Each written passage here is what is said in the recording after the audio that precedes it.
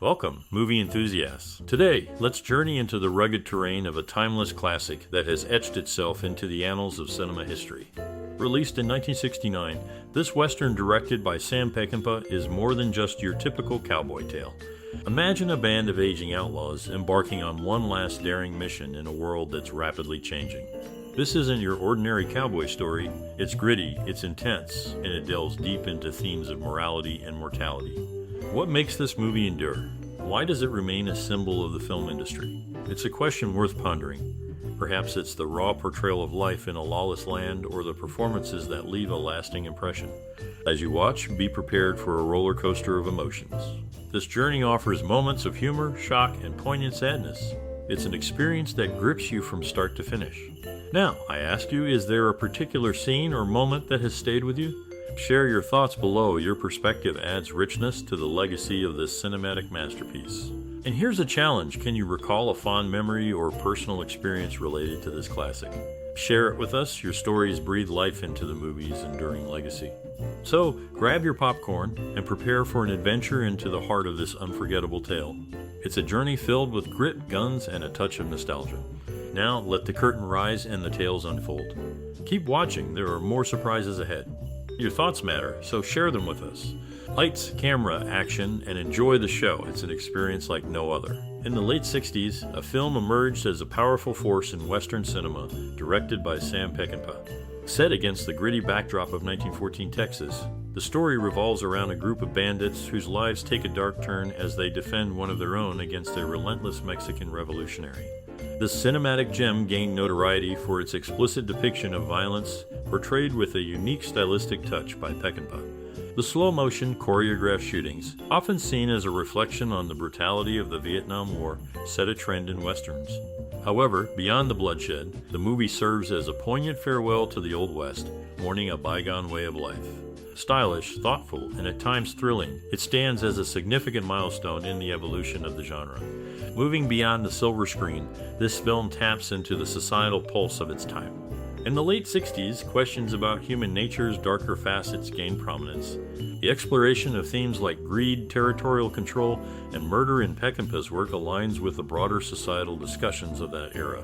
The cyclical nature of the story, mirrored in the first and last sequences, reinforces the argument that human nature is inherently prone to violence. Amidst the backdrop of the women's liberation movement, the film also delves into questions of desire and limits. The juxtaposition of giggling children burning a scorpion and a colony of ants underscores the assertion that these aspects are inherent to human nature, adding a thought-provoking layer to the narrative.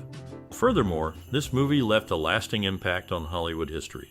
Its unrestrained graphic violence inspired a generation of talented young screenwriters, including Paul Schrader, Walter Hill, John Milius, and Terry Malick. The emphasis on physical action over dramatic action found resonance with both producers and audiences, making it a pivotal and unique contribution to the cinematic landscape.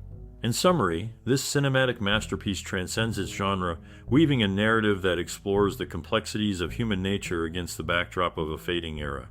In 1959, Robert Ryan Coe founded the theater group at the University of California at Los Angeles with John Houseman and Sidney Harmon.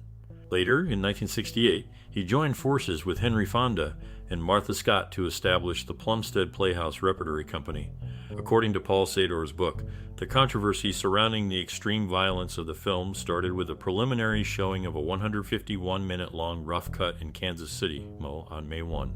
The audience's strong reaction, including reports of people running out to vomit, foreshadowed the uproar upon its theatrical release several weeks later. Sam Peckinpah, the director, felt that the post-battle scene lacked something crucial, the sound of buzzing flies. He believed this addition was necessary to complete the film's vision.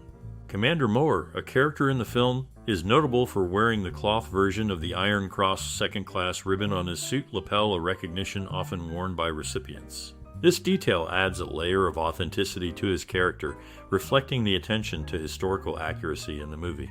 Ernest Borgnine, a key figure in the film, embarked on a unique journey in 1995. Touring the United States in his customized bus named the Sunbum, Borgnine connected with his fans and explored the country.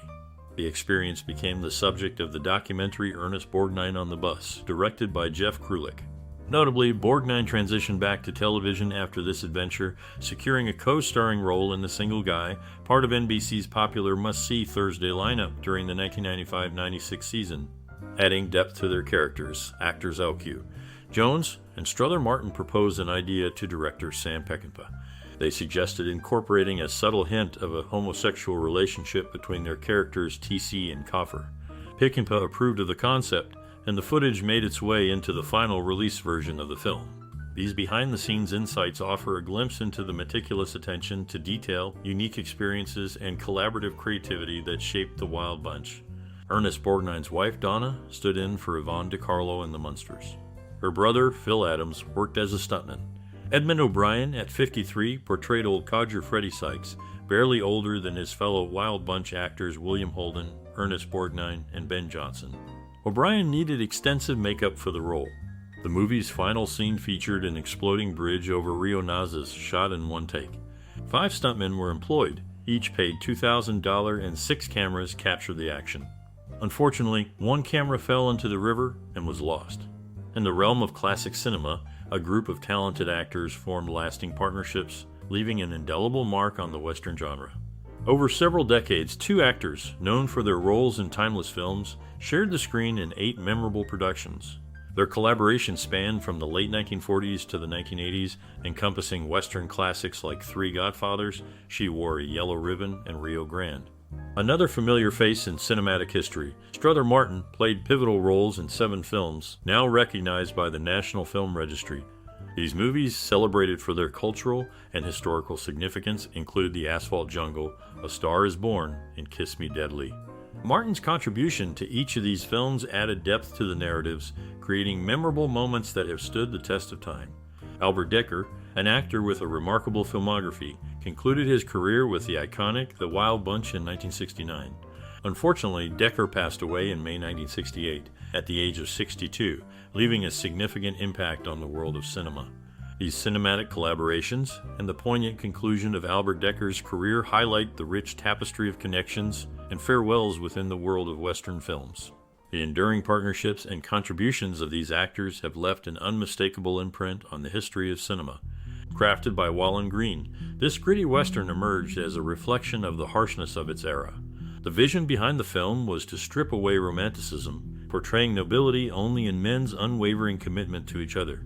Notably, Robert Ryan, initially cast as the sheriff in Once Upon a Time in the West, took on the larger role of Deke Thornton in the movie, leading Sergio Leone to enlist Keenan Wynn as his replacement. This casting shift added depth to the ensemble, enhancing the portrayal of camaraderie amidst brutality. In a strategic move, William Holden turned down Marlon Brando's role in Sayonara to star in The Bridge on the River Kwai.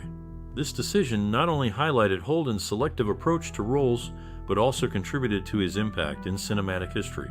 In the world of this gritty Western, Wallen Green's vision, Robert Ryan's pivotal role switch, and William Holden's calculated choices coalesced to create a raw and unapologetic portrayal of an unforgiving time. The movie's narrative, anchored in dedication and survival, resonates with the stark realities of the period it depicts.